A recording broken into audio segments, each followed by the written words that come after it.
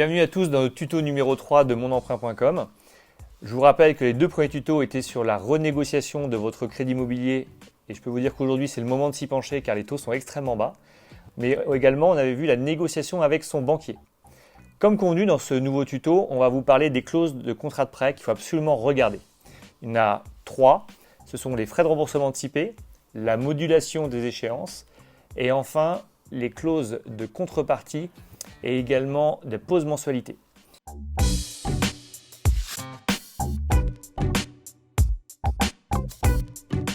Donc sur les frais de remboursement anticipés, c'est certainement la clause la plus importante.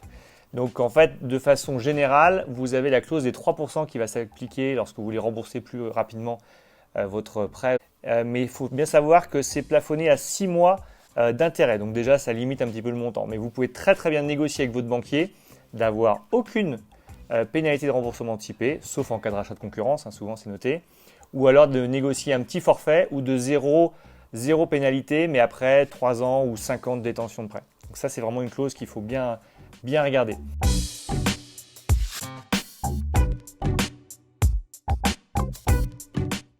La deuxième qui est importante, c'est la modulation des échéances. C'est-à-dire que sans forcément rembourser son prêt par anticipation, vous voulez raccourcir votre prêt ou au contraire l'allonger un peu, vous pouvez le faire la plupart du temps gratuitement. C'est ce qu'on appelle la modulation. Donc cette modulation, elle est souvent quand même bien incluse dans les contrats de prêt, mais vérifiez bien que vous l'avez parce que certes, dans certaines banques, ça peut être payant.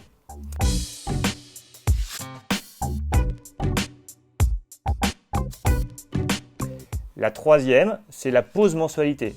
Voilà, j'ai un petit souci pour le paiement, je veux pouvoir étaler ou repousser en fait tout simplement mes mensualités à la fin de mon prêt. On appelle ça les pauses mensualités. Donc elles peuvent être incluses ou pas dans votre contrat de prêt. Donc ça c'est important parce que ça va faire aussi une différence entre les banques. Une quatrième ou une petite, en tout cas en plus, c'est la clause des contreparties. Parce que les contreparties commerciales que la banque peut vous demander, type je domicile mes revenus, je fais un peu de placement, je suis équipé de carte bancaire chez vous, ce sont des contreparties commerciales. Essayez que ça ne soit pas noté dans le contrat de prêt et que ça reste juste commercial. Donc voilà, j'espère que ça vous a aidé. J'ai voulu être très synthétique et rapide. On va se retrouver dans un prochain tuto, notamment sur tout ce qui est frais cachés. Alors les frais cachés, c'est quoi? C'est en fait, tout le monde parle de taux d'intérêt, donc ça c'est vrai que c'est important. Mais il y a aussi les assurances, les frais de dossier, les frais de garantie. Voilà, ça c'est des choses qu'il faut aussi regarder. Et ça, ce sera dans l'occasion d'un prochain tuto. N'oubliez pas en attendant de me mettre un petit pouce sur la vidéo pour mon emprunt. Ça sera très sympa. Et à très vite.